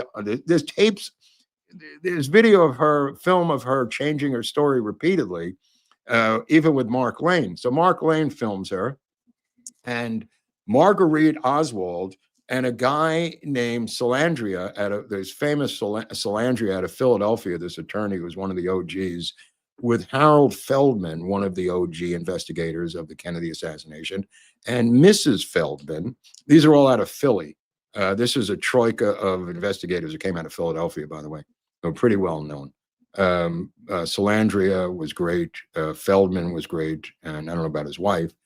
But they go and visit Helen Markham, the 4 of them. And Markham comes out. She's having a nervous breakdown. She says, I'm not allowed to talk to you. If the police see me talking to you, I'm dead. He like completely melts down. And she has a newborn baby. And Marguerite says, let me hold your infant. And she gives her the infant to hold. As she's telling them, she can't be seen with them, Helen Markham. So she's trying to close the door on them and get away. And well, this is with Rachel. I know. I just wanted an infant. With okay, all right. As long as people know. And she's still wearing the nurse's outfit. One of the complaints that Marguerite had was she rolled down her stockings because it was a long weekend, and the Life magazine people famously took photos of her with her stockings rolled down and published them nationally. And she said, I don't want those pictures published. And they said, well, screw you, lady. It's in Life magazine. So she wasn't happy about that at all. Some of the photos, that's why she finally left. But anyway, so Mrs. Markham and her husband's in the background, and they are scared shitless to talk to Marguerite Oswald and Salandria and Feldman about the Tippit shooting. She still lives on 10th and Patton, right down the street. So she's terrified. The husband's terrified. They said they're going to come for us if we get caught talking to you. We can't get caught talking to you. Please leave. They finally leave, and comes running up the block is their son. Their son comes running up the block, Bill Markham. And Bill Markham said, I'll speak with you. You're absolutely right. My parents have been intimidated by Dallas police and the FBI. If I'm caught talking to you, they're going to put me in jail. They keep harassing me. And he explains this whole thing to them, and how the Markhams were, said they'll make an example of them if they talk to the reporters. And she is asked this during the Warren Commission. Markham, it's unbelievable. During her testimony in the Warren Commission, they play a tape recording. They asked her 5 times, have you ever spoken to Mark Lane? She says, no, I never heard of him. They said, "Are you sure you've never spoken to Mark Lane?" The lawyer from New York, she says, "No, I don't even know who he is." So they said, "Well, we have this tape recording. We'd like to play it for you." And it's her talking to Mark Lane on the phone. And she said, "I don't know who that is." And so Earl Warren says, "That's you." And she says, "No, it's not." And he says, "Lady, we know it's you. Mark Lane said it's you. It's you." And she's just denying everything in her testimony. She's a crackpot. Make a long story short, she is a crackpot. And the entire killing of Tippit hinges on Helen Markham's testimony. But that's a story for another day. The fact that Marguerite Oswald got in there to try to interview Helen Markham, I thought was wonderful. But February 18th, 1964, Town Hall, New York, Mark Lane, for the first time, has a town hall meeting in Town Hall in Manhattan with a giant audience of 1,500 people who paid a ton of money to get in.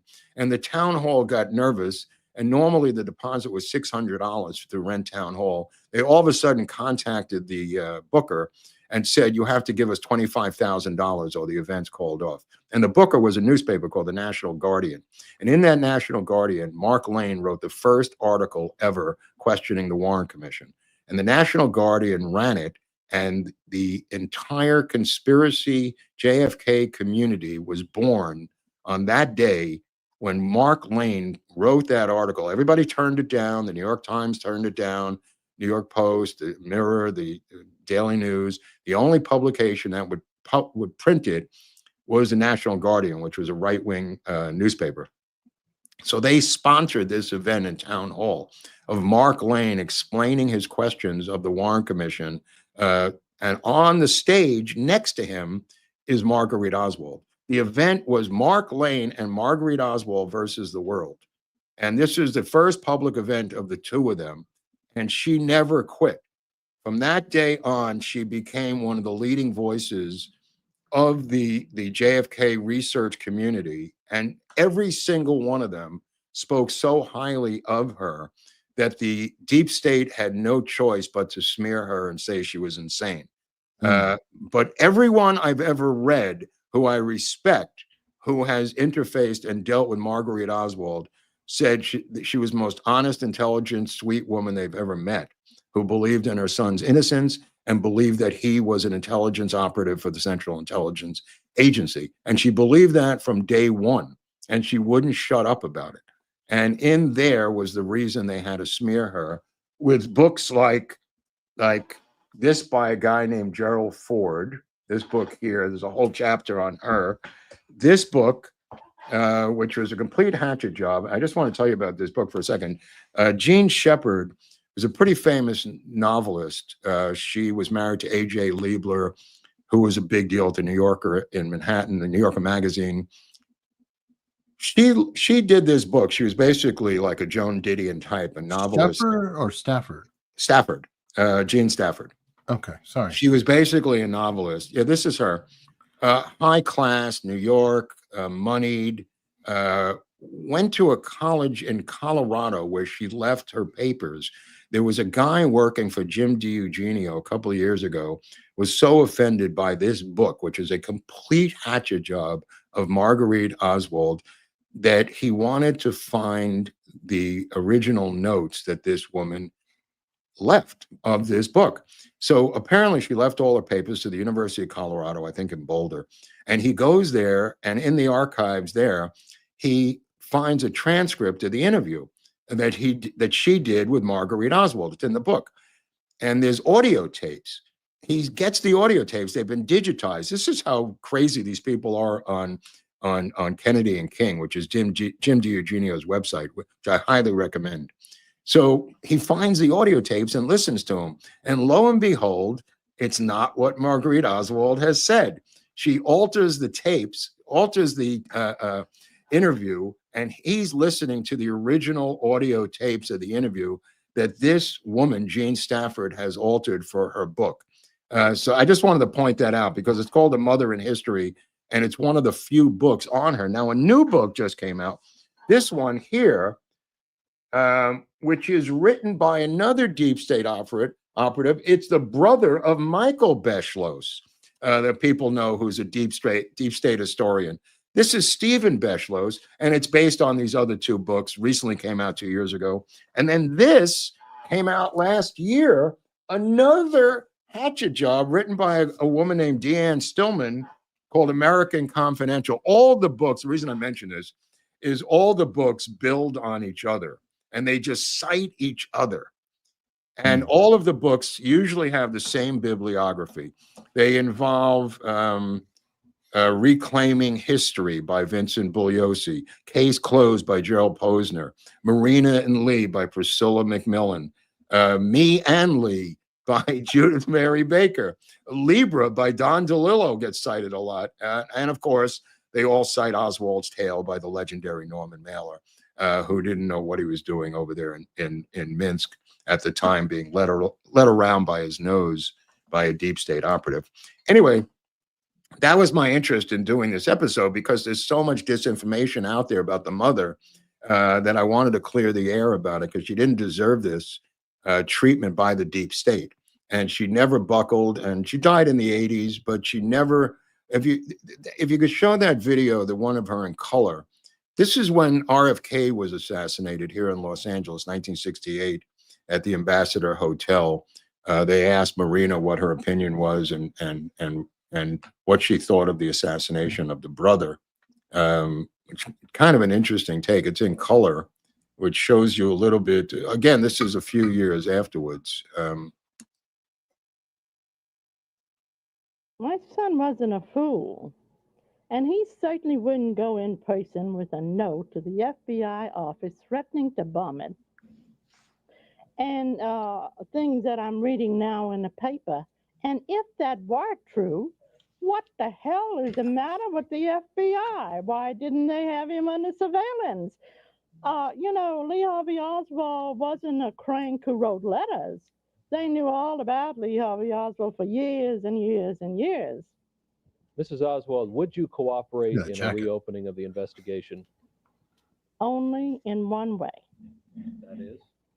If we have full disclosure. I hate to bring the name of Kennedy, because when I do, it's though I'm against him. I'm not for or against anyone. I never forget that my son was murdered after being charged. And I don't think that the Kennedy family has the right, or should have the right, to withhold evidence. Wow. It's really a great little snippet. There's more. Yeah. Which is that my time and knowledge is his value. Everybody's getting paid. You getting paid. He's getting paid. You had to pay for this. That you can put me on for a half hour. I've been discriminated. All right, it looks like it's running itself out. Sorry. Yeah. But the point of the matter is that she said initially, if he was such a defector, why wasn't the FBI watching him when the president? You can't have it both ways, she said. If he was such a bad guy, why weren't they surveilling him in Dallas that weekend? Yeah. And she's right. You can't have it both ways. And she said, of course, I don't think he's a bad guy. But she says, where was the FBI then? If you're claiming, if you want to claim that, then you have to explain why he wasn't being surveilled and covered, thereby preventing the assassination. She says, if that's the case, Kennedy never would have gotten shot and my son would still be alive. So she said, I have a beef against the FBI for not doing their supposed job. It's kind of an interesting take. It's a solid take, though. I know. I never even thought of that. Well, she said she had a lot of time to think about it. She had a lot of time to think about it. A lot about of investment. Right. So, I mean, she did, sell documents, and she did sell autographed photos, like a lot of people did. I mean, they blame her for trying to get money out of this thing. And I'm going like, Bob Groden sat at Daily Plaza for years selling his books. I don't begrudge anybody doing that. And nobody would give her a book deal. So she would sign photos and, what was she supposed to do? I don't know. I that's what I said. They keep saying, oh, you're a mother. You're just supposed to take it and go be a mother or a nurse somewhere. And it was all a smear job. It was all a hatchet job. She was just trying to make a living and keep her head above water. But, you know, that being said, it's interesting the different ways that they treated Marina Oswald versus Marguerite Oswald. It's really night and day, because she wouldn't cooperate. And Marina said whatever they wanted her to say until many years later in the 90s, when I guess Marina felt it was safe, you know, 30 years later to say, my husband didn't do it. Woo-hoo. Kind of ironic that the favored person was the Russian, and the disfavored person is the American. Not only by that, our own government. By our own government. It sounds very familiar, doesn't it? Sounds very familiar, Mr. Zelensky. But the reality of it is, she was super patriotic. I mean, she's got 3 sons. She said this in the armed services, Eric. Mm-hmm. She says, show some respect. And they wouldn't show her any respect for that. I mean, it is outrageous. I mean, he didn't just wake up. I mean, think about the balls of somebody at the age of 20, all of a sudden going to the Soviet Union to put on this dog and pony show. I mean, the theater of it is unbelievable. You know what I mean? The theatrics of pulling it off. If you're not an intelligence operative, let's say you're not, and he did what he did, think about the chutzpah that must have taken to do all the things that he did at the age of 20, to go over to Moscow, to go into the U.S. embassy, to renege on your U.S. citizenship, to slash your arm in a bathtub, to work in Minsk in a factory. It's just mind-boggling. But New York makes it make sense. Yeah. And New Orleans makes it make sense. He was way ahead of his time. He was damn near an adult as a teenager. But I suggest to you that if you went back in the career of any professional intelligence operative, we would see a similar childhood. Yeah, he's damn near an orphan. Yeah. He's like a lot like Dick Carlson. I was just going to say Dick Carlson. Sorry. No, it's fine, because I think all of them have a similar childhood. Now keep in mind, either that or their pure pedigree, right? And like the prep school side or the orphan side. Now keep in mind, the proof's in the pudding, because Marilyn Muret is a deep state operative, and she's his cousin, and so is Eugene Muret. Mm-hmm. So it's anyone who thinks that this is a load of crap, go ask Marilyn Muret and the Muret family. Well, and that might be what inspired him to be a commie hunter as a kid. He's probably talking to his cousins, his aunt and uncle or whatever. Because she's got 5 kids too, Lily, and her sister, and he becomes like one of their kids. And they had the money. They had the money. They were somebody he looked up to. Yep. I mean, it makes sense. Yep. All right. Well, that's a pretty good story. Does anybody care about this story out there? I think a lot of people care. A lot of people have sent us some money to support what we're doing, which, you know, we always deeply, deeply appreciate.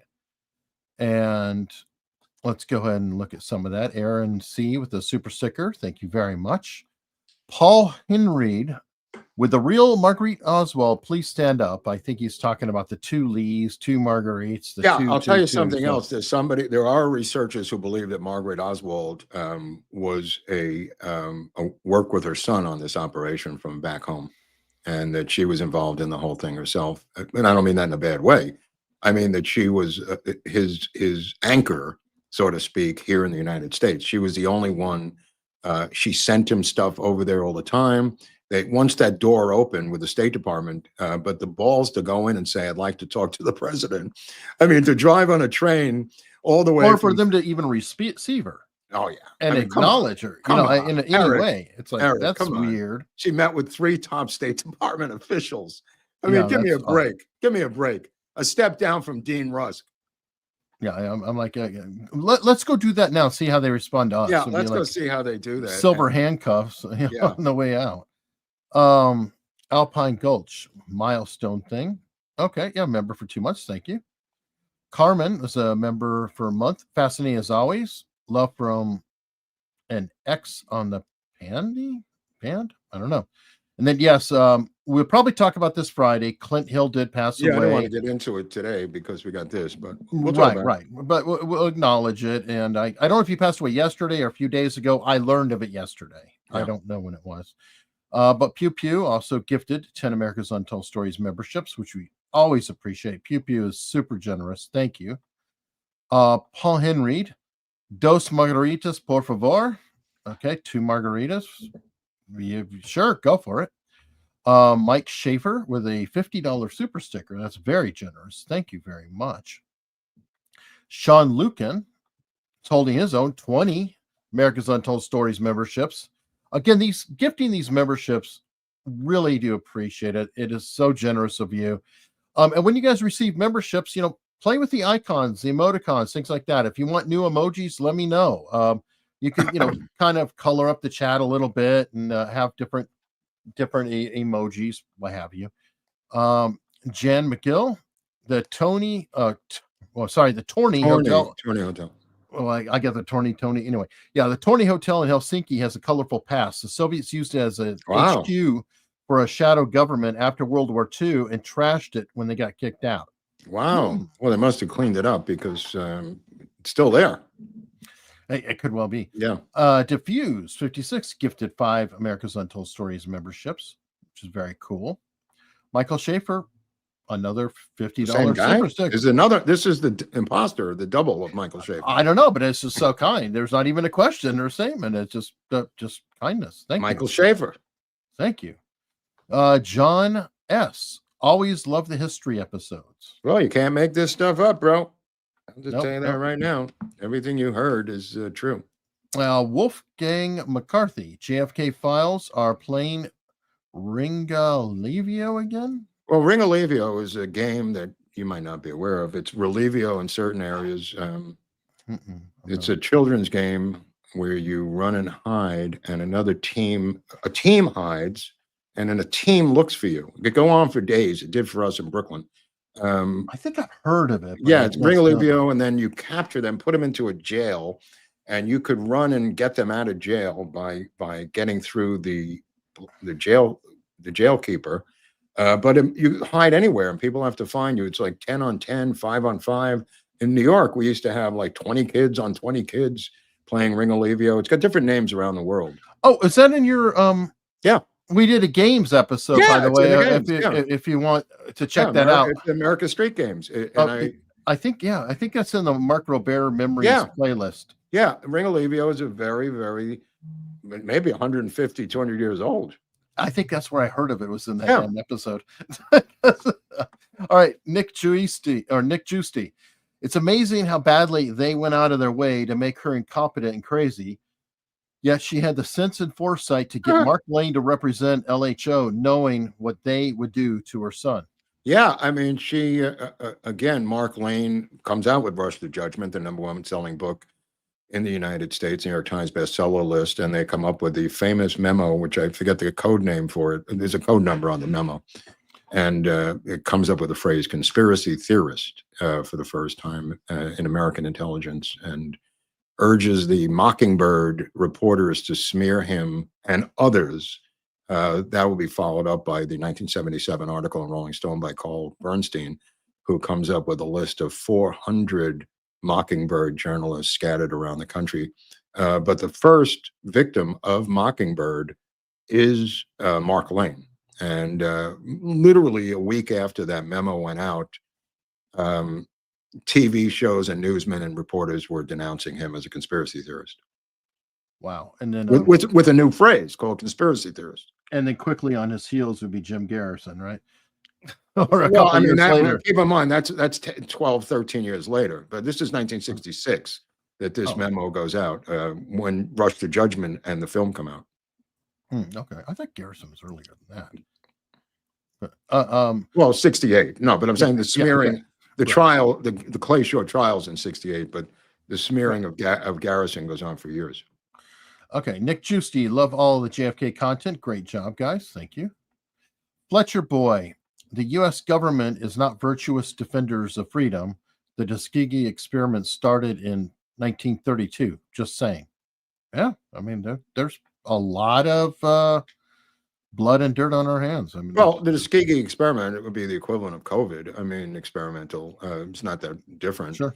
They focused on African Americans in the South. And there's other examples that have happened in between too. That were not as widespread. Yeah. Spinner Pete with a super sticker. Thank you. Malarkey saying, great story. Much more. I think we can. I think it's much more. Think we can accept from the upcoming Kennedy files hearings. Yeah, I don't know where this is going because she tweeted yesterday that they're not responding to her. She put Pam Bondi on roast, saying that Pam Bondi has not responded to her personal request for the files. And I'm just going, lady, what is the deal with this crackpot? They need to shut her down. Eric, am I crazy? What is going on? She's making a schmuck out of herself. Apparently, somehow she and her people, whoever's pushing her, they like it because she keeps going out there and keeps going out there. And she was there's a video clip today. She was on with Benny Johnson. Wow. And I'm going, she's determined to muddy the waters no matter at what cost. Right. When she's trying to play this game like she's this righteous defender trying to get you the truth for everybody. It's like, that's why what you're talking about, that tweet from like yesterday, I did a whole, when she said my committee, and I was like, she said my oversight GOP oversight committee, blah blah blah. I said my gatekeeping committee. There, I fixed it for you. Oh, that's funny. That's funny. Yeah, I don't understand why he's putting up with this. I don't understand the whole committee. I don't know what their position is. Keep in mind the House Assassinations Committee, for people who follow this stuff, took over 2 years. Right. And they sealed everything until 2035 for 50 years. Everyone who loves the House Assassinations Committee can kiss my ass. They sealed all their documents until 2035. That's how transparent the House Assassinations Committee. So whatever she's trying to do, same thing. Right.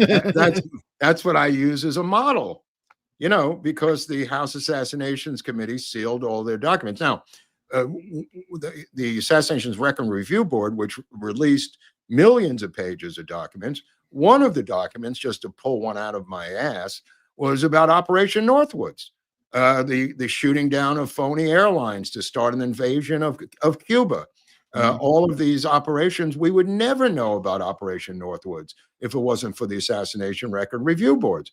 So everyone who thinks everything's been destroyed, there's no news in there, you're not really in the same world that I operate in, because Northwoods made a lot of news, and it was recommended by the Joint Chiefs of Staff to Kennedy, who laughed it off and denied that it'd be allowed to transpire. But if you read the details of Operation Northwoods in the document, you will see how batshit crazy these people were. Dr. Strangelove. Yeah. I mean, it was almost a template of it. Before I get the last couple super chats, I got to say that Mark put a ton of work into this. I tried to clean up the photos and keep up with them, but Mark did the lion's share of this. And in order for Mark to do this kind of work, he needs to drink a lot of coffee. Oh, yeah. Well, it is very useful. Gatorade. It is very useful to have something running through your veins to keep you alert while you're studying for all the facts out there in cases like this. And it just so happens that we're working with Moondo's Coffee, who has made a custom blend coffee based on us, our personalities, the fresh, bright Mexican Chiapas beans. That would obviously be me. The older, little bit backwards, ancient processing style, Indonesian dark beans. That would be Mark. This is tremendous coffee. It's really rich. I really do recommend everybody tries it. I have not seen a bad review for it yet. And I literally just ordered some more yesterday. I think I'm paying half of our commissions because I buy it, bags at a time. I really do love this stuff, though. I encourage everybody to check it out. You may want, if you like it, get 4 bags. You get free shipping. It does make a difference nowadays. I mean, shipping is just insane, but I do appreciate it, and I hope you consider checking that out.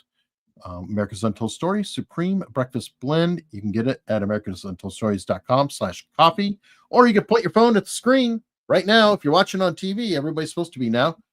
And You can order it while we're talking. Now, we could also continue this discussion at the meetup in Las Vegas when we celebrate Robert Barnes's birthday with Viva St. Clair, Viva Fry. We could answer some of these questions. Yeah, I mean, if you want to bring some rare JFK books, that would be the time to do it since I'm driving. But also bring your questions. You know, it's hard to answer these questions in the comment section in detail or on Twitter. I mean, it's almost impossible. You know, so sometimes I sound like I'm curt, or it's just you can't really explain it in a sentence or two. You know, that's all I'm saying. But if you show up at this event, then I could talk you through it and try to explain. And Robert knows a lot about it. Yeah, we're joined by another big brain there, Robert. Yeah, Robert knows this whole thing. Viva knows nothing, which is kind of fun. But he's like a 13-year-old, like when I was 13, just finding this out for the first time. Viva's like very excited about the Kennedy assassination folklore because he's a new American and he wants to know how we got into this position. Everything that we're going through today starts on November 22nd, 1963. The entire deep state begins to dig in and do stuff like deep statey kind of stuff. Did they do stuff before? Yeah, but they weren't blowing the head off the president. So it's like it started in 48 and post World War II, during World War II, and then got refined here. It was like, this is the inflection point. Right. And I mean, if you see a documentary like Soundtrack to a Coup d'etat, which I strongly recommend, it came out last year. It's about the situation in Congo and how the CIA, in fact, there's a lot of our characters. Sidney Gottlieb shows up in the documentary, the attempts to kill Patrice Lumumba, and finally they do. In other words, the deep state was reaching outward around the world. Comes back into the world like a year or two later with the assassination of JFK. But up until then, you know, from 50 to 62, it's outward. And then 63, it comes inward because he tries to end their operations. And I don't think they ever let go of the tiger by the tail after that. Wow. But this event will be in Las Vegas, April 12th. What's today? February 20-something or other? Yeah, sometime. You got time to figure this out, people. I don't know how you're going to. You could drive. You could take a plane, a bus, train, moped, Tesla. I mean, there's all different ways to get there. Tesla. No, I'm tired after talking. So my New York accent comes out when I get tired after a while, you know, talking so much. But anyway, Bob will be there, and we'll have the results of the Oscars by then. We'll see who wins that crazy race. Definitely. All right. Couple more super chats here. The Rod. If it is proven that an innocent American, LHO, was killed by a CIA contracted mob, does his still living widow have a lawsuit against the agency / government? Yeah, I mean, it might be like the Frank Olson case. I guess technically his family did get paid many years later by the Ford administration. Well, but he was an employee of the agency, Frank Olson. That helps. He was a government employee of a government agency paid by a government agency. Well, we're saying that Oswald may well be too. Right. If we could ever get our hands on his goddamn taxes, we would see through the IRS, if Musk can get into that IRS and get a hold of Ruth Payne's taxes and Oswald's taxes, we may be able to prove that he was a government employee.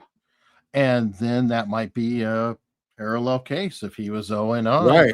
He did write a famous letter of what he did the week before, 5 things before he was killed to prove he was working for the government. And then he didn't turn it in time, so they asked him to resign. Yeah, fair enough. All right, Fletcher boy, gatekeeping? Yes, we think Luna is gatekeeping. Oh yeah, you're talking about Luna? Yeah, definitely. This is Berto. Great show, guys. Good job. And then this is interesting. James Malfatti. Mark, you seem to watch. I actually do too.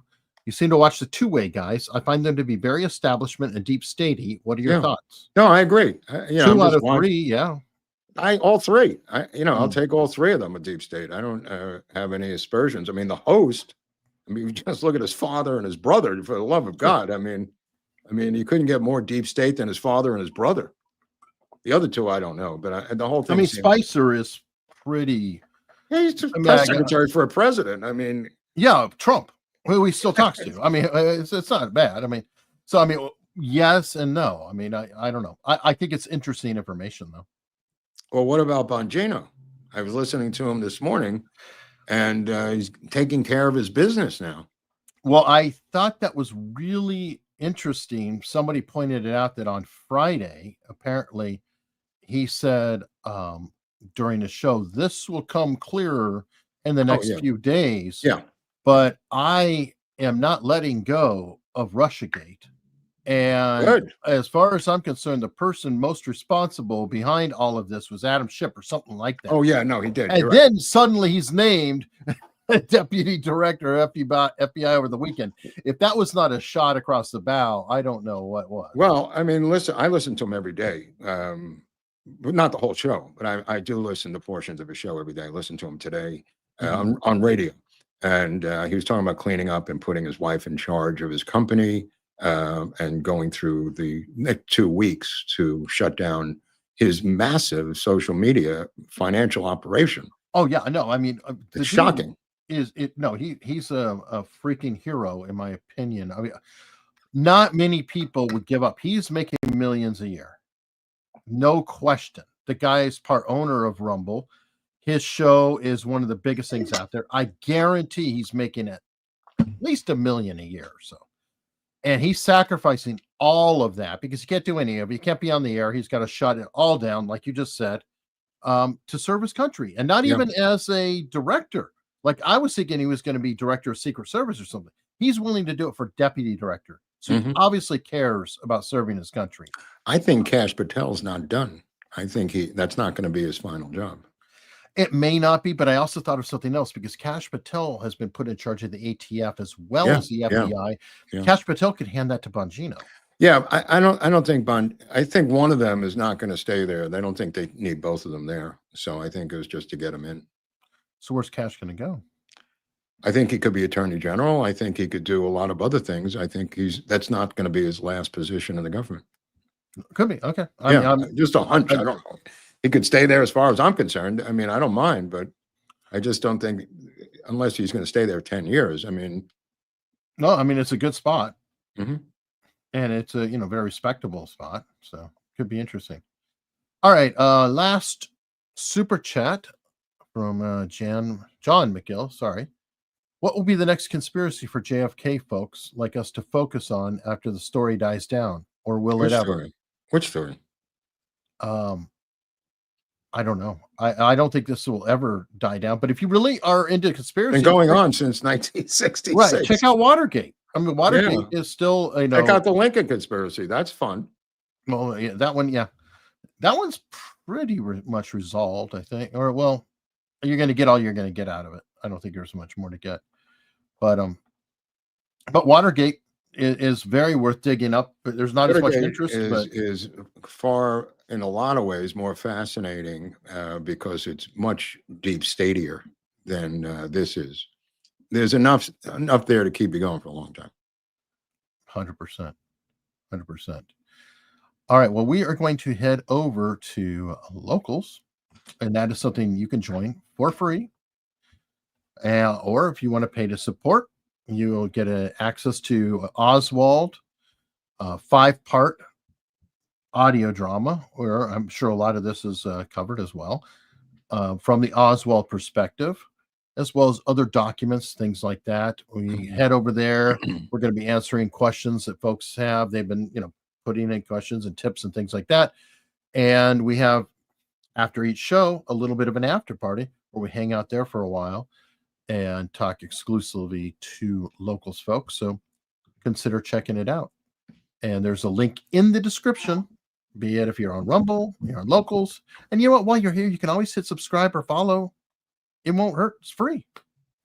Absolutely free. Doesn't cost anything. I don't think we've had a new subscriber in 3 years. I mean, I think it's the same. We've had a couple. I mean, I give up on it. I like the views. That's a good metric. You know how many people watch the show. Sure. To me, that's all I need. I don't know about these subscriptions, to be honest with you. I think the whole thing is freaking rigged. We have 100 million views and 130 subscribers, 130,000. I'm sorry. We'll just try to increase the number of people who watch on a daily basis. I think that's a good metric for Eric and I, and for you at home. 100%. Oh, and also, comment down below, because I know people have questions, and we'll try to answer them as best we can without writing, a long treatment on the answer. But if you have questions, please, you can put them in the comment section, or we'll go over to Locals and answer them right now. If you want to come over to Locals, we'll do the same thing there live in a couple of minutes. All right. And on that note, we'll see you over at Locals. Okay.